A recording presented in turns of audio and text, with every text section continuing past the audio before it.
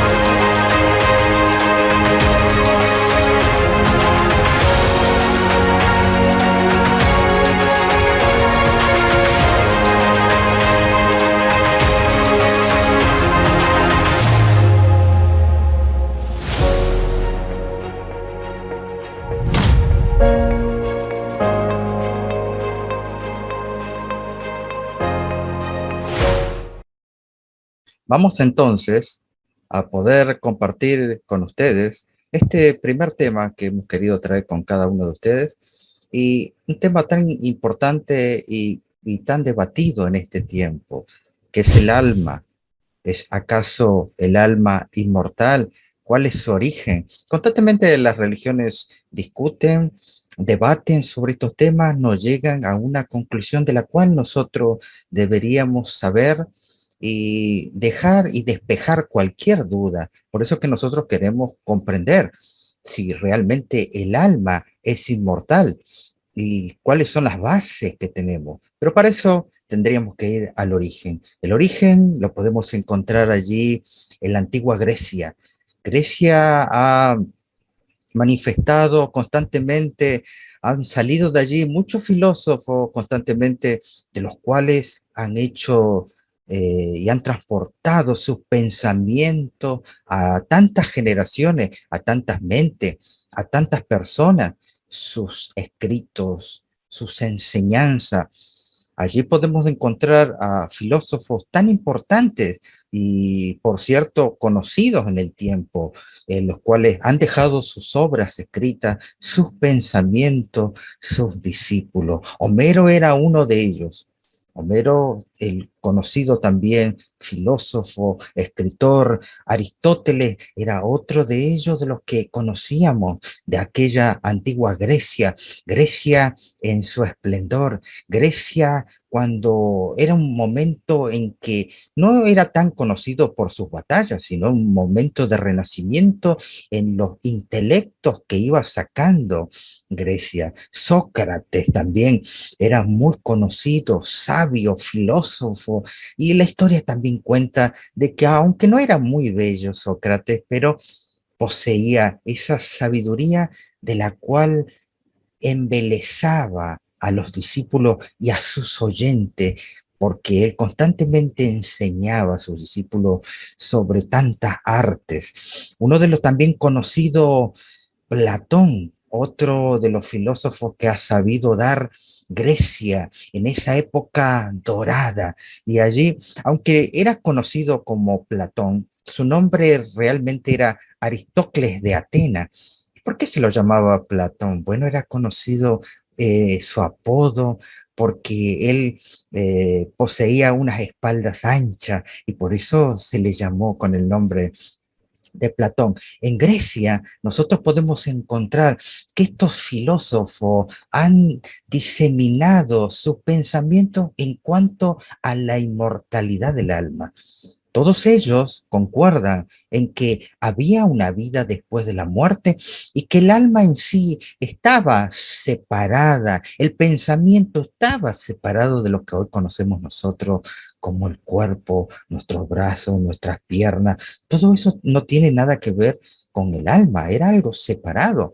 Y así también lo dejaban ver, como podemos ver posiblemente en los dibujos. Uno de los libros que tan célebres de Platón era hablando sobre la inmortalidad del alma. Ellos constantemente estas enseñanzas fueron diseminando, sus alumnos fueron haciendo anotaciones y ellos mismos harían escritos posiblemente de los cuales a veces no se llegaron a reconocer y ellos pudieron plasmarlo en la escritura. Por eso que Platón, Aristóteles tuvieron muchos discípulos y hasta en la época medieval también ellos tenían muchos seguidores. Una de sus obras también conocida como el Fedro de Platón, otro de los libros, constantemente ellos tenían sus ideas bien y estaban bien plasmadas y tenían una convicción en cuanto a que había una separación del alma. El alma en sí era eterna y eso es lo que querían enseñar constantemente en todas las generaciones. Esos fueron sus pensamientos. Esa era Grecia. Posiblemente muchos de nosotros desconozcamos estas cosas. Una de las enseñanzas más interesantes de estos filósofos en cuanto a la inmortalidad del alma era siempre enseñar la alegoría del carro cual manejaba una persona y uno de sus caballos, tan interesante, uno de sus caballos era blanco, el otro era negro. Y este conductor llamado Auriga en la historia, el que manejaba, él era el que decidía para qué lado tenía que ser el alma.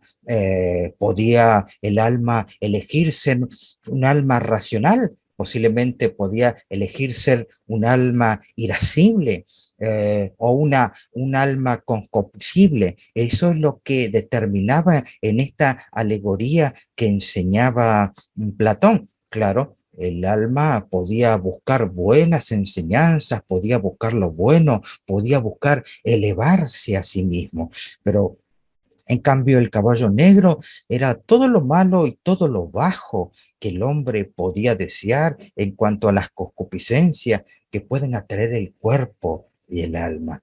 Esta era una de las enseñanzas que le gustaba a estos filósofos enseñar en cuanto a esta alegoría.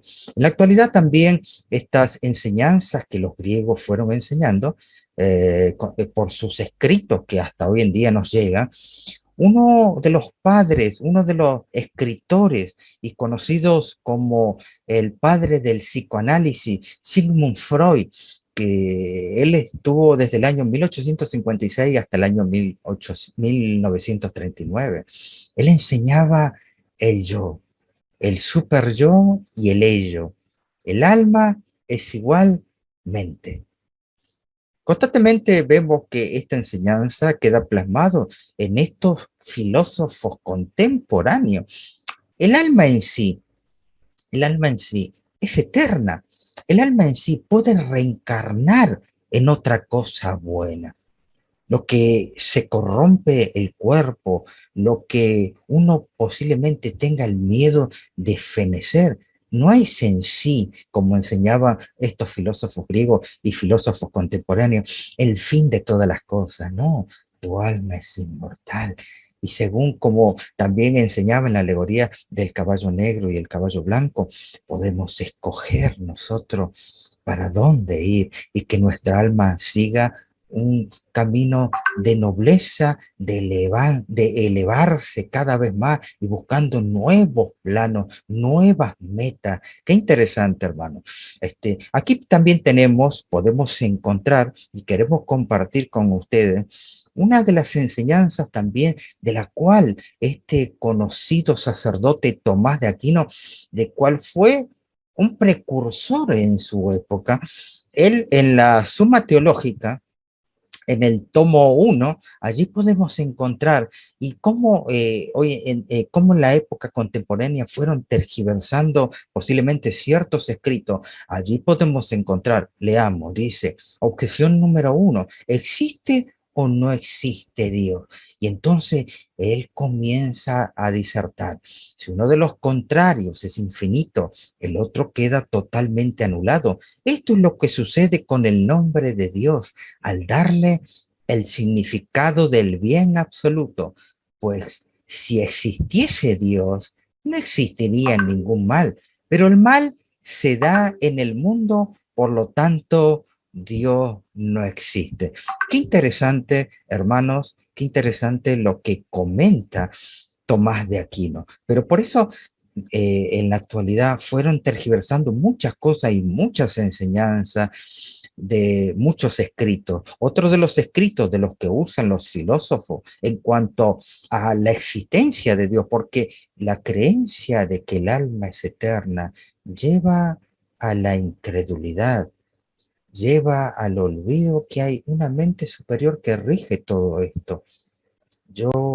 Esto no acaba en la muerte, yo puedo seguir progresando, mi alma es eterna y puede alcanzar nuevos niveles. Allí podemos encontrar nuevamente en este libro de Tomás de Aquino, lo que pueden realizar pocos principios, no lo hacen mucho, pues en el supuesto de que Dios no exista, pueden otros principios realizar cuanto vemos en el mundo, pues las cosas naturales se reducen a su principio, que es la naturaleza, y las libres al suyo, que es el entendimiento y la voluntad humana. Por consiguiente, no hay necesidad de recurrir a que haya Dios. A eso es donde nos lleva la filosofía. Este es el origen de los cuales salió de que el alma es inmortal. No termina todo con la muerte. Hay un más allá, o posiblemente una reencarnación, si nosotros hemos elegido por este conductor, según la alegoría, de poder elegir el caballo blanco y que él lo maneje para ese sentido, entonces nosotros podemos posiblemente reencarnar en otra cosa buena, noble. Muy interesante. De estos filósofos también, uno de muy interesante se llamaba Epicuro. Este Epicuro, así como pude leer algunos pasajes que han tergiversado de Tomás de Aquino, también Epicuro por la filosofía, el razonamiento que podían llegar a tener los griegos, porque ellos no creían en la mortalidad del alma, sino en la inmortalidad del alma. Hay un más allá, no acaba todo con la muerte.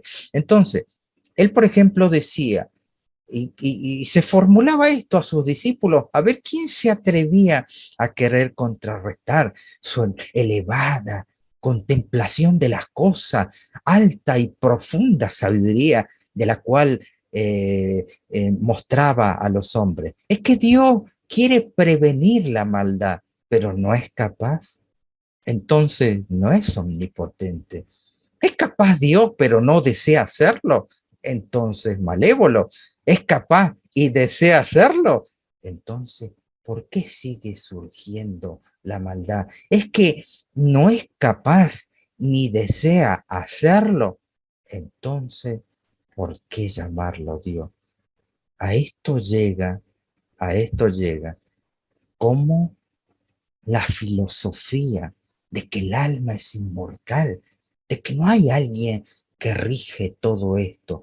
Entonces, nosotros podemos trazar nuestro camino y podemos elegir nosotros caminos, escalones más amplios, ennoblecernos a sí mismos. Es solamente encontrar el yo, el super yo o el ello.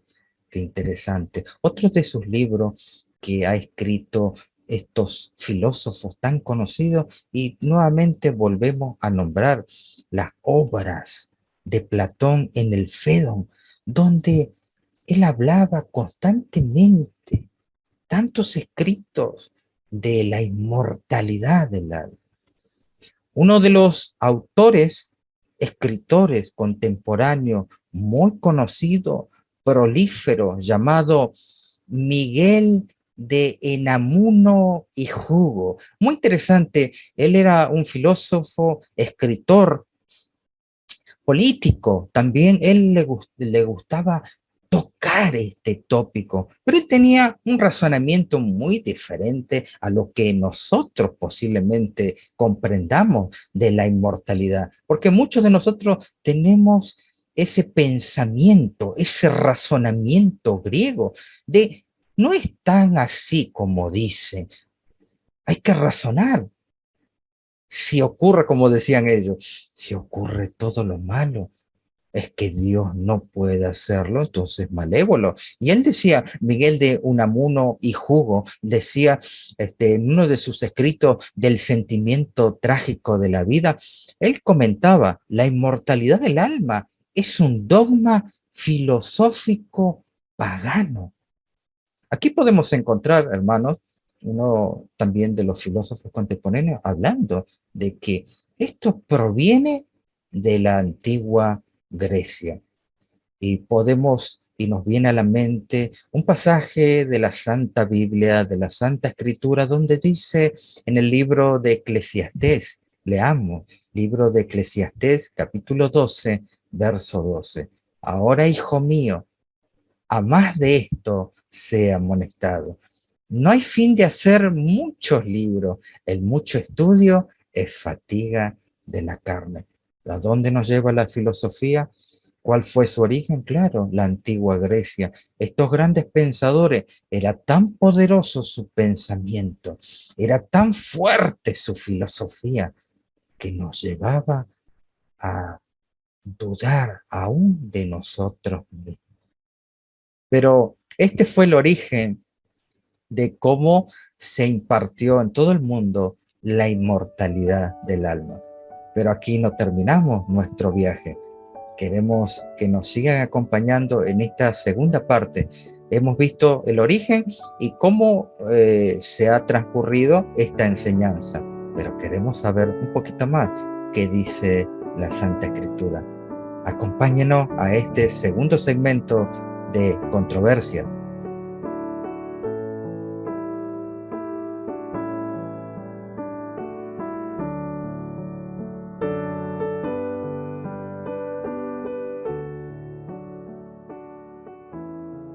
Ya nos encontramos en este segundo segmento y acompáñenos. ¿Qué dice la Biblia sobre el alma? ¿Es mortal? ¿Es inmortal? ¿Por qué? Entonces nosotros, como hemos visto en este primer segmento, vimos que la enseñanza de los grandes filósofos, Epicuro, Sócrates, Platón, han enseñado constantemente sus escritos de que el alma es inmortal.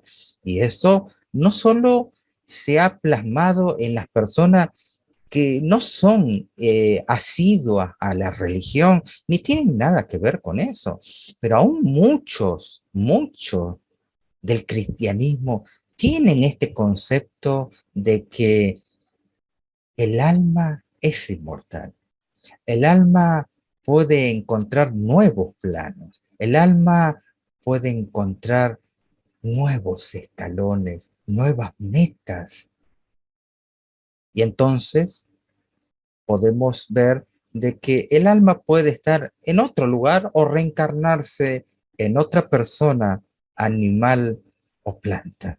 Estas son muchas de las enseñanzas que ha enseñado la vieja Grecia con su filosofía, entendimiento y la razón sobre todas las cosas. Pero la escritura, ¿qué dice? La escritura nos enseña de que Dios, allí podemos encontrar en nuestra Santa Escritura. ¿Y quién no tiene una Biblia en su biblioteca? Lea conmigo en el primer versículo de la Biblia, allí en el libro de Génesis, encontramos la narración diciendo, Dios creó los cielos y la tierra. La Biblia no se pone a debatir. La Biblia no quiere debatir con los filósofos griegos, no quiere debatir con el razonamiento. Él deja por sentado la existencia de un Dios y del cual se origina todo. Dios creó los cielos y la tierra. En el principio era Dios creando. Muy interesante. Fue así como Dios creó el mundo con el poder de su voz. Allí podemos encontrar el relato bíblico en el primer libro de Génesis, en el capítulo 1, cómo iba creando las cosas. Fue tarde y mañana el primer día, tarde y mañana el segundo día, y Dios veía en cada día de labor, que todo era bueno en gran manera. Pero es interesante que cuando llegamos a la comprensión y llegamos a la parte clímax del Génesis, es la creación del hombre. Allí nos comenta, por la inspiración del profeta Moisés, cómo se dio la creación del hombre. Podemos encontrar en el capítulo 2, verso 7 del libro de Génesis, capítulo 2, verso 7, cómo Dios creó al hombre. Y allí encontramos que Él creó un alma viviente. Esta alma viviente, la palabra en su original hebreo, nefesh, ¿sí? Tres letras que dicen mucho. La palabra nefesh, hablando de respiración, aparece en la Biblia más de 7.400 veces y tiene que ver con alma viviente. Es muy interesante cómo Dios nos narra de que Dios creó al hombre del polvo de la tierra, sopló aliento de vida sobre su nariz y fue Adán un alma viviente. ¿Qué quiere decir esto? Que él usó uno material, ¿m? Él usó la materia para crear al hombre, ¿sí? Entonces, ¿qué usó? Usa el polvo de la tierra para formar al hombre, que agrega soplo de vida. El soplo de vida, pondríamos así en el gráfico, el soplo de vida que viene de Dios, más el polvo de la tierra, y entonces esto es igual a Nefesh, alma viviente. No solo los seres humanos son almas vivientes, también los animales son almas vivientes. Allí en la narración y en la palabra en hebreo nos da una profundidad tremenda. ¿Qué quiere decir esto? Que la conjunción del soplo de vida más el polvo de la tierra produce un alma viviente. No es que dentro de nosotros hay un alma.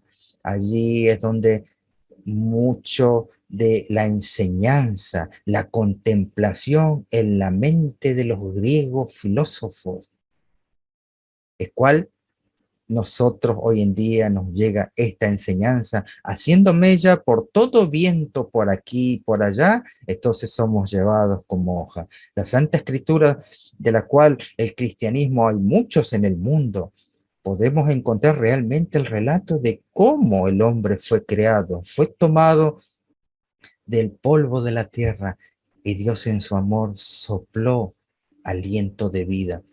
Y eso que no tenía vida ahora pasó a ser un alma viviente. Si tendríamos que explicarlo en ejemplo, tomaríamos, por ejemplo, vamos a suponer que nosotros tenemos una lámpara, un foco, y esta lámpara no ilumina, sí sirve para iluminar. Esto sería el cuerpo.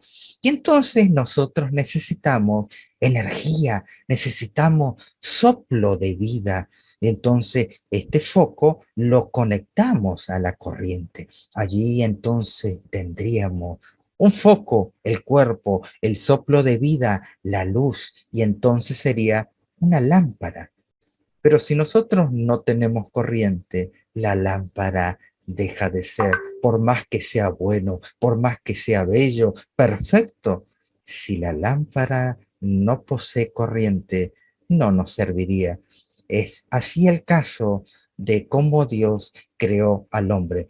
Uno podemos encontrar allí en la historia Stephen Langton, un arzobispo de Canterbury, en Inglaterra, en el año 1220, y luego también, mucho más tarde, en el año 1551, el francés tan conocido Robert Stein realizó la división de los libros y capítulos en la Biblia. ¿Qué quiere decir esto, hermano?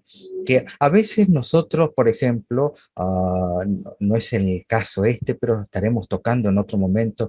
Por ejemplo, muchos han preguntado, ¿y qué es de la parábola del rico y Lázaro? Esa enseñanza nos enseña de que el alma es inmortal y que está penando si uno fue malo en los infiernos, pero si uno fue bueno en el cielo. Es interesante, no tenemos el tiempo para compartir este tema, estaremos tocando en otra oportunidad, pero sí reconocer de que la Biblia, en su comienzo, no tenía capítulos, no tenía divisiones, no tenía versículos y no tenía título ni subtítulo. Es interesante que podamos entender este contexto.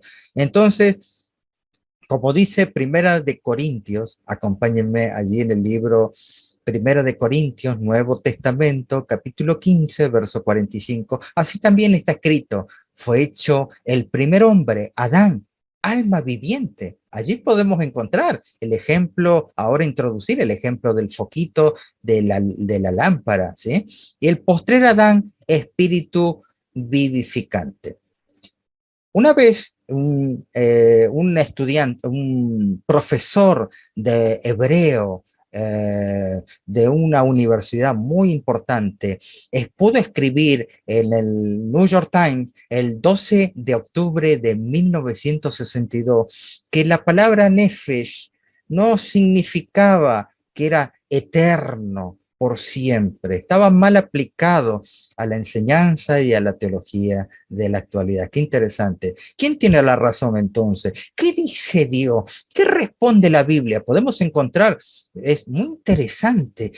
A veces no nos damos cuenta que la Biblia tiene todas las respuestas de las cuales nosotros seguimos perdurando en esa duda. En el libro de Job, capítulo 14, verso 14, está la pregunta de muchos, si el hombre muriere, ¿volverá a vivir? Qué interesante que la respuesta la tenemos allí en nuestra propia biblioteca. Por el libro de Eclesiastés, el sabio Salomón, el hombre más sabio que hubo en toda la tierra, él pudo escribir en el libro de Eclesiastés, capítulo 9, verso 5, por los que viven, saben que han de morir, pero los muertos nada saben. También su amor, dice Eclesiastés capítulo 9, verso 6, también su amor, su odio, su envidia fenecieron ya. Nunca más tendrán parte en todo lo que se hace debajo del sol. Todo lo que te viniera a la mano para hacer, hazlo según tu fuerza, porque en el Seol, el sepulcro, a donde va, no hay obra, ni trabajo, ni ciencia, ni sabiduría. Otro de los libros que podemos encontrar, queremos compartir con ustedes, el libro de Salmo 146, verso 4. Pues sale su aliento, vuelve a la tierra y en ese mismo día perecen sus pensamientos. Qué importante. Cuánto contrasta con la enseñanza con la cual tenemos hoy, de la que nos ha llegado de la antigua Grecia. Salmo 115, verso 17. ¿No alabarán los muertos ajá? ¿Ni cuántos descienden al silencio? Y también en el libro de Isaías, capítulo 38, versos 18 y 19, podemos encontrar este pensamiento. Porque el Seol no te exaltará, ni te alabará la muerte, ni los que descienden al sepulcro esperarán tu verdad. El que vive, éste dará alabanza como yo hoy. Qué interesante, hermanos, que los que viven pueden alabar, pero los que fenecieron ya no. Jesús, el divino Hijo de Dios. Podemos encontrar allí en Juan capítulo 11, verso 11 al 14. Sí, busque su Biblia, márquela, es lo mejor que puede hacer. Allí Jesús da la enseñanza correcta de la muerte. Dicho esto, les dijo después, nuestro amigo Lázaro duerme, mas voy para despertarle. Dijeron entonces sus discípulos, Señor, si duerme, ¿sanará? Pero Jesús decía esto de la muerte de Lázaro, y ellos pensaron que hablaba del reposar del sueño. Entonces Jesús les dijo claramente, Lázaro ha muerto. Qué interesante, mis queridos hermanos, cómo compara el Señor Jesús en esta epístola de Juan la muerte como un sueño. Significa que si Él la compara con un sueño, habrá un momento en el cual seremos despertados. Claro, la Biblia no nos deja en esa oscuridad. En el libro de Job, capítulo 14, del verso 10 al 12, Job 14 del 10 al 12, mas el hombre morirá, será cortado, perecerá el hombre. ¿Y dónde estará él? Como las aguas del mar, y el río se agota y se seca. Así el hombre yace y no vuelve a levantarse hasta que no haya cielo, ni despertarán, ni se levantarán de su sueño. Y entonces, mis queridos hermanos, versículo tras versículo inspirado, nos enseña todo lo contrario de lo que los filósofos, los pensadores pueden llegar a poder dar esas enseñanzas que solamente confunden nuestra alma realmente. Pero ¿dónde proviene todo esto? Así como Dios creó lo bueno, también la Biblia habla en la narración de que Él creó un ser hermoso, bello, el cual por su libre albedrío decidió ponerse en contra del reinado de Dios. Y todos los seres que estaban en el cielo vieron la tiranía, cómo Él hablaba mal de nuestro Dios amante y con tanto amor pudo crear esta tierra. Entonces dice que allí en el libro de Génesis comienza cómo el engaño de Satanás hizo mella sobre Adán y Eva que habían sido creados de la mano de Dios. Y él entonces da la enseñanza mucho más atrás de la cual ustedes comparen lo que luego los filósofos griegos habrían de proclamar luego años más tarde. Entonces la serpiente dijo a la mujer, no morirás. Génesis capítulo 3, verso 4. Todos los filósofos griegos, los filósofos contemporáneos, por años han dicho que el alma no muere. Esto es una repetición, claro, de Satanás, el cual ha enseñado esta doctrina. Pero mis queridos hermanos, demos gloria a Dios de que estamos todavía a tiempo. Claro, Satanás no se presentó tal cual era, usó de la serpiente. En esa época la serpiente era una hermosa criatura alada que mientras volaba con su aspecto parecía oro bruñido. Y allí podemos encontrar el asombro de muchos al saber que la serpiente volaba. Bueno, solamente es repasar cuando Dios, habiendo entrado el pecado, Él interpela, habla con Adán y Eva y hasta maldice a la serpiente, te arrastrarás sobre el polvo, significa que antes no se arrastraba. Allí podemos encontrar luego en un estudio adicional, Isaías capítulo 30, verso 6, la serpiente alada. Pero todo esto fue lo que usó un medium, Satanás, para poder hacer caer a Eva, que se había separado de Adán. Dios le había dicho que no se separe, sino que caminen juntos. Ah, mis queridos hermanos, todo se vuelve a repetir cuando nosotros nos alejamos de Dios y escuchamos otras voces. Podemos caer, porque esa voz, esa falsa ciencia, endulza el oído, pero al final muerde y como áspid da dolor. El libro de Romanos, capítulo 5, verso 12 dice, el pecado trajo decadencia, muerte. Por tanto, como el pecado entró en el mundo por un hombre y por el pecado la muerte, así la muerte pasó a todos los hombres por cuanto todos pecaron. Romanos capítulo 6, verso 23, porque la paga del pecado es que muerte. La paga del pecado, muerte. ¿Qué es muerte? Bueno, muchos creemos, como allí en el dibujo que el cual queremos mostrar y compartir con ustedes, creemos que la muerte es un personaje que viene a buscarnos y él inflige dolor y miedo aterrador sobre nuestras mentes y nuestros corazones, mis queridos hermanos.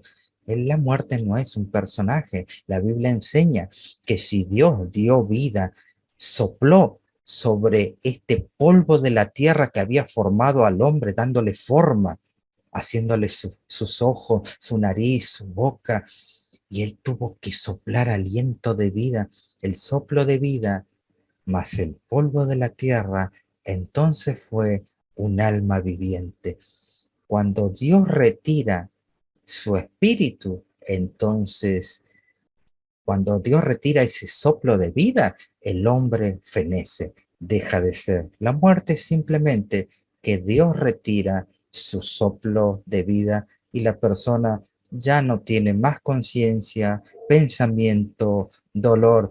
A veces nosotros decimos cuando alguien fenece o cuando alguien baja al descanso, nosotros decimos, bueno, ahora está descansando. Mis queridos hermanos, lamentablemente, él no puede ni disfrutar ni sentir dolor, porque el Señor Jesús lo ha comparado con un sueño. Así que mis queridos hermanos, solamente la muerte es el retiro de soplo de vida de Dios, pero esto es a causa del pecado. Y dice en el libro de Lucas capítulo 14, verso 14, y serás bienaventurado porque ellos no te pueden recompensar, pero te será recompensado en la resurrección de los justos. Qué grande, qué grandes promesas que da la Escritura, no solo de que la muerte corta el amor, el vínculo entre familiares, sino que el Señor Jesús nos ha prometido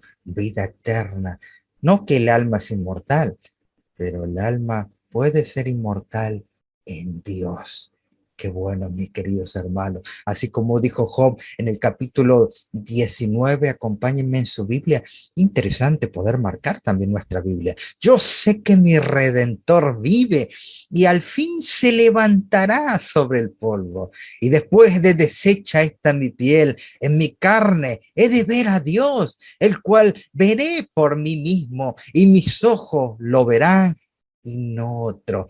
Ese es el pensamiento que da Dios para que sus criaturas puedan tener esta bendita esperanza, que aunque hayas bajado al descanso, Dios puede dar vida eterna a los que mueren confiando en su bendita redención. Mis queridos hermanos, así como nombra el libro de Apocalipsis, allí habla de un árbol de la vida y que los que hayan sido, hayan cumplido, hayan sido victoriosos en la batalla con el pecado, los que hayan aceptado la sangre expiatoria de Cristo, tendrán derecho a probar del árbol de la vida, un árbol que nunca se nos ocurriría cómo es, si sabemos que tiene 12 frutos diferentes. Sus frutos comentan que es muy parecido al oro y la plata y que tiene el poder de perpetuar la vida. Qué interesante, mis queridos hermanos. Solo ese deseo del hombre de ser inmortal. La escritura habla de alguien que es inmortal, pero no es el hombre. Solamente Dios, el eterno, Jehová de los ejércitos, el que por siempre vive. Él es el único, así como dice en la escritura primera de Timoteo, capítulo 6, verso 15, 16, la cual a su tiempo mostrará el bienaventurado y solo soberano, Rey de reyes, Señor de señores, el único que tiene inmortalidad, el que habita en luz inaccesible, a quien ninguno de los hombres ha visto ni puede ver, al cual sea la honra y el imperio sempiterno por siempre jamás. Amén. El único inmortal es Dios y Él quiere dar esa inmortalidad a cada uno de ustedes, a cada uno de ustedes que acepte el sacrificio de Cristo. Hasta aquí hemos llegado con este programa de controversia. Queremos invitar, extender nuestra mano para los que estén deseosos de poder saber más profundamente. El Evangelio Eterno tiene formulado estudios bíblicos que pueden enseñarte un poquito más. Obviamente, por tiempo no podemos explayarnos en profundidad, pero hoy el Evangelio Eterno ha formulado estudios bíblicos que tienen para saciar completamente tu necesidad en cuanto a estos estudios y profundizarlos. Pero nos volveremos a encontrar en otro momento en el programa Controversia. Que el Señor te bendiga. Bendiciones.